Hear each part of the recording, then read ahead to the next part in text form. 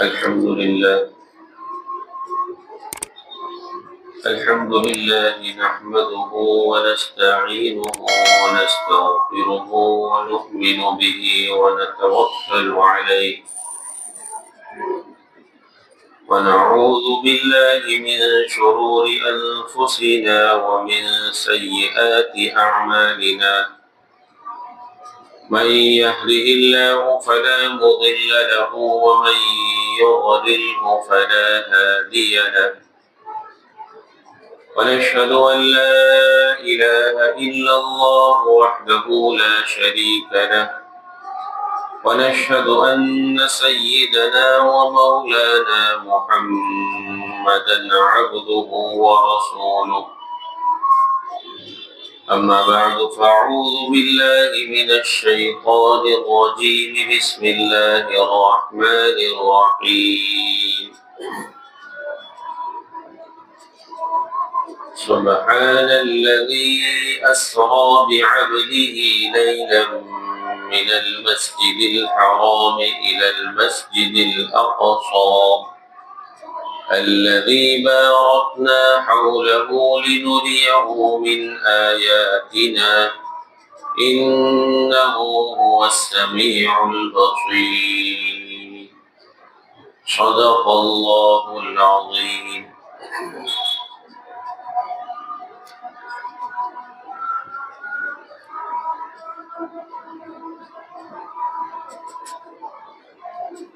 اللہ کے رسول صلی اللہ علیہ وسلم کی سیرت میں معراج کا واقعہ ایک عجیب حقیقت اپنے اندر رکھتا ہے۔ اس واقعے کے متعلق ہم نے کئی مجلسوں میں اللہ کے رسول صلی اللہ علیہ وسلم کے ساتھ پیش آنے والی چیزوں کو، آپ کے اسفار کو سنا، یہاں تک کہ اللہ رب العزت کی ملاقات آپ کے ساتھ ہم کلامی اور وہاں سے واپسی پر حضرت موسیٰ علیہ السلام کی بار بار ملاقات اور موسیٰ علیہ السلام کی درخواست پر اللہ کے رسول صلی اللہ علیہ وسلم کا واپس اللہ رب العزت کے پاس جانا اور 50 نمازوں میں سے کم کرانا، یہاں تک کہ 5 نمازیں لے کر اللہ کے رسول صلی اللہ علیہ وسلم کی معراج سے واپسی ہوتی ہے۔ اللہ کے رسول صلی اللہ علیہ وسلم کا یہ پورا معراج کا واقعہ جب پیش آ چکا اور اللہ کے رسول صلی اللہ علیہ وسلم کی واپسی ہوئی، اسی طرح 7ویں آسمان سے 6ٹھے پر، 6ٹھے سے 5ویں پر، 4تھے پر، 3رے پر، یہاں تک کہ بیت المقدس پہنچے اور بیت المقدس سے جس براق کو باندھا تھا اس پر سوار ہو کر واپس مکہ مکرمہ پہنچے۔ اللہ کے رسول صلی اللہ علیہ وسلم جب مکہ مکرمہ پہنچ گئے، صبح کی نماز کو ابھی بہت دیر باقی تھی، گویا رات کے حصے میں آپ تشریف لے گئے اور رات کے ختم ہونے سے پہلے مکہ واپس تشریف لے آئے۔ جب صبح کی نماز پڑھنے کے بعد اللہ کے رسول صلی اللہ علیہ وسلم اس فکر میں تھے کہ اب میں جب قریش کو یہ واقعہ سناؤں گا تو وہ لوگ میرے اس واقعے کو، اس بات کو سچ مانیں گے کہ نہیں۔ یہاں تک کہ نماز کے بعد قریش کو اللہ کے رسول صلی اللہ علیہ وسلم نے اپنا یہ واقعہ بیان کیا۔ بعض روایتوں سے معلوم ہوتا ہے کہ اللہ کے رسول صلی اللہ علیہ وسلم فجر کی نماز کے بعد حتیم میں بیٹھے ہوئے تھے، اس فکر میں تھے کہ اس واقعے کو کس طرح سناؤں۔ تو ابو جہل کا وہاں سے گزر ہوا۔ ابو جہل نے دیکھا کہ محمد صلی اللہ علیہ وسلم کچھ فکر میں، کچھ سوچ میں بیٹھے ہوئے ہیں۔ قریب جا کر بیٹھ گیا اور اس نے پوچھا کہ محمد کیا بات ہے، آج کوئی فکر میں ہے، کوئی سوچ میں ہے، کچھ نئی بات پیش آئی کیا؟ تو اللہ کے رسول صلی اللہ علیہ وسلم نے اپنا یہ واقعہ سب سے پہلے ابو جہل کو سنایا۔ ابو جہل بھی سوچنے لگا کہ یہ واقعہ ایسا ہے کہ اس کا جھوٹ ہونا میں اگر کہوں گا تو لوگ نہیں مانیں گے، لوگوں کی زبان سے اس کا جھوٹ ہونا میں کہلواؤں گا۔ اس لیے ابو جہل نے ترکیب اختیار کی کہ وہ لوگوں کو جمع کرنے لگا، قریش کے لوگوں کو، سب کو آواز دے دے کر بلانے لگا۔ آج تک تو وہ محمد صلی اللہ علیہ وسلم کی بات سننے کو منع کر رہا تھا، لیکن آج یہ ہو گیا کہ وہ لوگوں کو بلا رہا ہے اور کہہ رہا ہے دیکھو محمد کیا کہہ رہے ہیں، ان کی بات سنو۔ ان کی بات آج بڑی تعجب خیز بات، اور لوگوں کو جمع کر کے پھر اللہ کے رسول صلی اللہ علیہ وسلم سے کہا کہ اب اپنا واقعہ آپ سنائیے۔ اللہ کے رسول صلی اللہ علیہ وسلم نے اپنا پورا واقعہ ان کے سامنے بھی سنایا کہ اس طرح یہاں سے میں بیت المقدس گیا اور وہاں اس طرح ہوا، وہاں اس طرح ہوا، اور واپسی کا واقعہ بھی بیان کیا کہ اس طرح میں واپس ہوا۔ سب لوگ جو سننے والے تھے، کسی نے اپنے سر پر ہاتھ رکھ لیا، کوئی تعجب میں پڑ گیا اور کوئی تالیاں پیٹنے لگا، کوئی ہنسنے لگا کہ ایسا تو کیسے ہو سکتا ہے، ایک رات کے مختصر سے وقت میں ایک آدمی مکہ سے بیت المقدس اور وہاں سے ساتوں آسمان اور جنت اور جہنم کی سیر اور پھر واپس بھی آ جاوے اور رات ابھی ختم بھی نہ ہو۔ یہاں تک کہ بیت المقدس کا سفر وہ تقریباً اس زمانے میں 40 دن کا سفر ہوتا ہے۔ ایک آدمی مکہ سے نکلے سفر کے لیے، بیت المقدس جانے کے لیے، تو 40 دن پر بیت المقدس پہنچتا تھا، اور یہ گویا 40 منٹ کی وہ بات اس طرح بیان کر رہے ہیں کہ اتنی دیر میں اس طرح سفر کر کے آ گیا۔ تو ان بیٹھے لوگوں میں کچھ لوگ ایسے تھے جنہوں نے بیت المقدس کو دیکھا تھا، وہاں جا کر آئے تھے۔ تو ان لوگوں نے اللہ کے رسول صلی اللہ علیہ وسلم سے سوالات شروع کر دیے کہ اچھا آپ اگر بیت المقدس جا کر آئے ہیں تو وہاں کی کچھ علامتیں بیان کرو۔ وہاں کے بارے میں سب سوالات کرنے لگے، وہاں کھڑکی کتنی تھی، وہاں دروازے کتنے تھے، وہاں یہ چیز کتنی تھی۔ تو اللہ کے رسول صلی اللہ علیہ وسلم کو جب سوالات شروع ہوئے تو اللہ رب العزت نے مسجد اقصی کو گویا اللہ کے رسول صلی اللہ علیہ وسلم کے سامنے رکھ دیا، اور سارے بیچ کے پردے ہٹ گئے اور بیت المقدس بالکل سامنے آ گئی، اور اللہ کے رسول صلی اللہ علیہ وسلم بیت المقدس کو، مسجد اقصی کو دیکھتے جاتے تھے اور ان سوالات کے جوابات دیتے جاتے تھے۔ حالانکہ یہ کوئی ایسی چیز نہیں تھی جس کے جوابات دیے جائے۔ ایک بہت بڑی مسجد ہو اور ایک آدمی وہاں جا کر آوے، اور پھر جا کر آنے کے بعد لوگ اس سے پوچھے کہ بھائی جس مسجد میں تو گیا تھا وہاں کھڑکیاں کتنی تھی، تو کیا کہے گا کہ میں کھڑکی گننے گیا۔ بلکہ مدینہ مسجد ہماری چھوٹی سی مسجد ہے، کسی نے اگر غور نہ کیا ہو اور تھوڑی دیر کے لیے اس کو پوچھا جائے کہ مدینہ مسجد میں کھڑکی کتنی ہے، تو آدمی تھوڑی دیر سوچے گا کہ یہاں سے 1 2 ایسا 3 4، ادھر 4 ہے، ادھر 4 ہے۔ اگر بڑی مسجد ہو تو بڑی مسجد کے بارے میں آدمی اگر بار بار بھی جاتا ہو تب بھی اس سوال کا جواب جلدی نہیں دے سکتا کہ وہاں کھڑکی کتنی ہے، وہاں دروازے کتنے ہیں۔ تو اللہ کے رسول صلی اللہ علیہ وسلم کا ایک سفر اور اس کے بارے میں جب سوالات ہوئے، اللہ کے رسول صلی اللہ علیہ وسلم نے معجزے کے طور پر اللہ نے وہ مسجد اقصی کو بالکل سامنے کر دیا، اور اللہ کے رسول صلی اللہ علیہ وسلم ان کے سوالات کے جوابات دینے لگے۔ جب ساری چیزوں کے سوال کے جواب اللہ کے رسول نے دے دیے تو ان لوگوں نے اور پختگی کے لیے اور سوال کیے کہ اچھا بتلاؤ، جب تم مسجد اقصی سے مکہ آ رہے تھے تو راستے کا کوئی واقعہ تم بیان کرو کہ راستے میں تم نے کچھ ایسی چیز دیکھی ہو جس کو سن کر ہمیں یقین ہو جاوے کہ تم یہ سفر کر کے آئے۔ تو اللہ کے رسول صلی اللہ علیہ وسلم نے راستے کا ایک واقعہ بیان کیا کہ میں جب براق پر سوار ہو کر مسجد اقصی سے مکہ المکرمہ آ رہا تھا تو راستے میں نے دیکھا کہ مکہ کا ایک تجارتی قافلہ جو ملک شام تجارت کے لیے گیا تھا وہ واپس ہو رہا ہے۔ بعض روایات میں تو ہے کہ اللہ کے رسول نے براق پر سے ان کو سلام کیا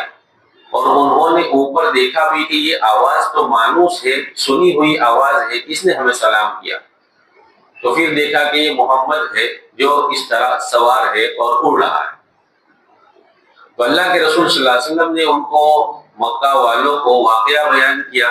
کہ راستے میں جب آ رہا تھا تو ملک شام جو تجارتی قافلہ گیا ہوا ہے اس کی واپسی ہو رہی ہے، اور وہ قافلے کے اندر ایک اونٹ گم ہو گیا تھا، اور پھر تلاش کرنے پر وہ اونٹ مل بھی گیا، اور وہ قافلے کے اندر سب سے آگے ایک جو اونٹ چل رہا ہے اس کا رنگ ہے خاکستری، گندم گم کلر کا جو ہے وہ اونٹ سب سے آگے چل رہا ہے، اور اس اونٹ پر دو بوریاں، دو بڑے بڑے پوٹلے گویا اس اونٹ پر سامان کے رکھے ہوئے ہیں، اور وہ اونٹ سب سے آگے چل رہا ہے، اور انشاءاللہ وہ قافلہ 3 دن میں مکہ مکرمہ پہنچ جائے گا۔ یہ اللہ کے رسول صلی اللہ علیہ وسلم نے ان کو خبر دی کہ میں نے راستے میں اس قافلے کو دیکھا، اور وہ قافلہ 3 دن میں مکہ پہنچنے والا ہے۔ یہاں تک کہ جب وہ قافلہ 3 دن میں مکہ مکرمہ پہنچ گیا تو لوگوں نے دیکھا کہ یہ تو بات بالکل صحیح ہو گئی، اور اللہ کے رسول صلی اللہ علیہ وسلم نے جو بات بیان کی تھی کہ ان کا ایک اونٹ گم ہو گیا تھا اور تلاش کرنے پر وہ مل گیا، تو جب بات پوچھی قافلے سے تو قافلے والوں نے بتلایا کہ ہاں اسی طرح ہوا تھا، ہمارا ایک اونٹ گم ہو گیا تھا اور تلاش کرنے پر وہ واپس بھی مل گیا۔ اور پھر جب قافلے کو دیکھا کہ سب سے آگے جو اللہ کے رسول صلی اللہ علیہ وسلم نے کہا تھا کہ جو اونٹ چل رہا ہے خاکستری رنگ کا، تو وہی اونٹ چل رہا تھا اور اس کے اوپر 2 بوریاں رکھی ہوئی تھی، ساری باتیں بالکل سچ ہو گئی۔ ولید بن مغیرہ نے جب یہ سب باتیں سنی اور دیکھا کہ یہ تو سب صحیح ہے، تو ولید بن مغیرہ نے کہا کہ محمد تو بہت بڑا جادوگر ہے۔ تو لوگوں نے کہا کہ ولید بالکل سچ کہہ رہا ہے، یعنی اتنی بڑی چیز اور اتنا بڑا معجزہ دیکھنے کے بعد بھی لوگوں کو ایمان کی توفیق نہیں ملی۔ یہاں ٹھہر کر ہم ایک بات یہ سمجھ سکتے ہیں کہ ایمان اللہ رب العزت کی کتنی بڑی نعمت ہے، اور اللہ جس کو چاہتے ہیں اس کو عطا فرماتے ہیں۔ کہ ایک شخص ہے جو اللہ کے رسول صلی اللہ علیہ وسلم کے سامنے بیٹھتا ہے اور اللہ کے رسول سے ان کے معجزات سنتا ہے، اور ان کے منہ سے، ان کی زبان سے ایمان کی دعوت کو سنتا ہے، پھر بھی تقدیر میں ہدایت نہیں ہے، ایمان نہیں لکھا ہے، تو اس کو ایمان نہیں ملتا ہے۔ اور اتنی بڑی نعمت، اتنی بڑی دولت اللہ نے ہمیں بغیر مانگے عطا فرما دی،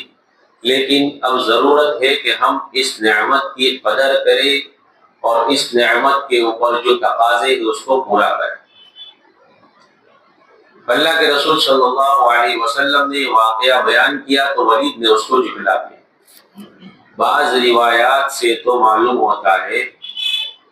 کہ اللہ کے رسول صلی اللہ علیہ وسلم نے خبر دی تھی کہ یہ قافلہ بدھ کے دن شام کو مکہ مکرمہ پہنچ جائے گا۔ جب بدھ کی شام ہو گئی اور سورج غروب ہونے کے قریب ہو گیا اور قافلہ نہیں آیا، تو اللہ کے رسول صلی اللہ علیہ وسلم کو ایک فکر ہوئی کہ اگر وہ قافلہ سورج غروب ہونے سے پہلے نہیں آیا تو لوگ میری بات کو جھٹلائیں گے کہ تم نے کہا تھا کہ بدھ کی شام کو وہ قافلہ آ جائے گا۔ تو اللہ کے رسول صلی اللہ علیہ وسلم نے دعا فرمائی تو اللہ رب العزت نے سورج کو کچھ دیر کے لیے روک لیا کہ وہ ڈوبے نہیں، اس کو سیرت کی کتاب میں حبش الشمس سے تعبیر کیا جاتا ہے کہ اللہ کے رسول صلی اللہ علیہ وسلم کی دعا پر اللہ نے سورج کو ڈوبنے سے روک دیا،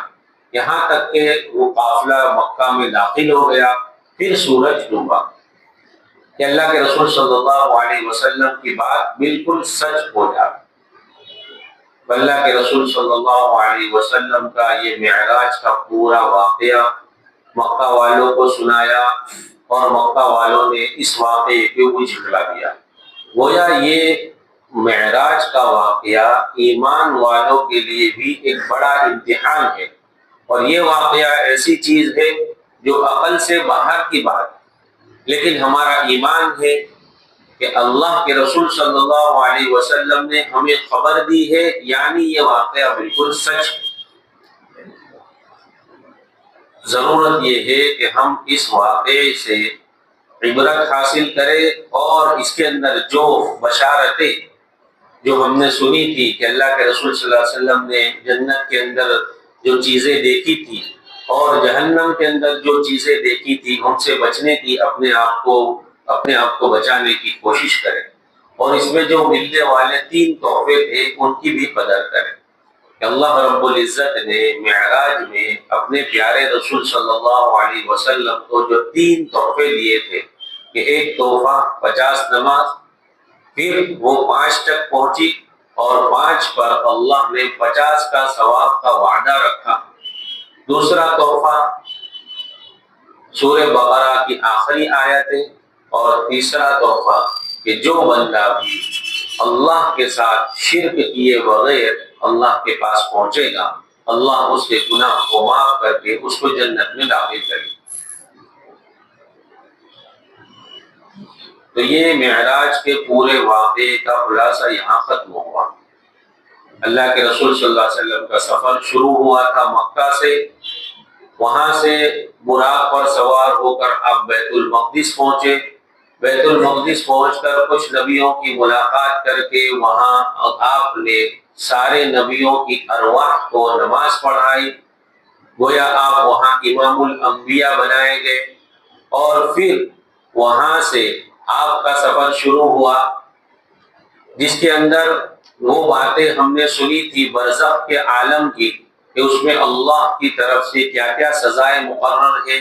پھر آپ کا پہلے آسمان پر نبیوں کی ملاقات، دوسرے پر، تیسرے پر، چوتھے پر، 5ویں پر، 6ٹھے پر، اور پھر اللہ کی ملاقات اور جنت اور جہنم کی سیر، وہاں کو دیکھنا،